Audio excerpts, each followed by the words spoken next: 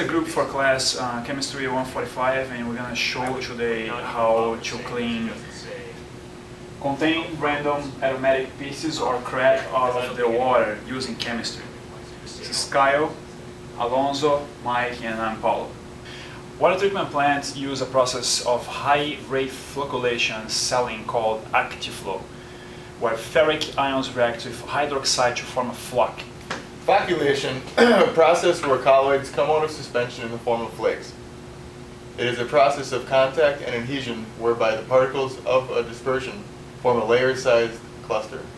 Fine particles are caused to clump together into a flock, which may float to the top, skimmed off for removal, or settle to the bottom and readily filtered from the liquid, which is the process we will show. Particles finer than 0.1 micrometer in water remain continuous in motion due to electrostatic charge, which causes them to repel each other. Once the electrostatic charge is neutralized, the finer particles collide and agglomerate. These larger particles, the heavier particles, are called flux. The multivalent iron cation interacts with negatively charged particles to reduce the barriers to agglomeration. In addition to the ferric reacts with water to form insoluble hydroxide, which links together to form long chain meshes, physically trapping the small particles into a large flux. We will now explain the reactions on this process. We here have the chemical that we will use to separate the CRAP from the water, and we have the CRAP contents actually here. The active flow process used in a water treatment plant is actually a system of 4 big chambers, and we're going to explain step by step how this whole process, from the moment that the crap enters the system all the way to where the crap is separated from the water and the water is taken out of the system clean. So the first part of the process is the coagulation chamber, which is this one here. We're going to show now the moment when the crabs enter the container. Mr. Kai? That was Let's Yeah. mix the other ones all together. This Oh. Ooh, That is some good crap. that's some very good crab. Yeah. Oh. There we go. The crab enters the coagulation tank That looks and is like absolutely crap. mixed with the water. Once the crab and the water are inside of the coagulation tank is where the chemical process starts. So it goes, raw water enters the active flow system in the coagulation tank.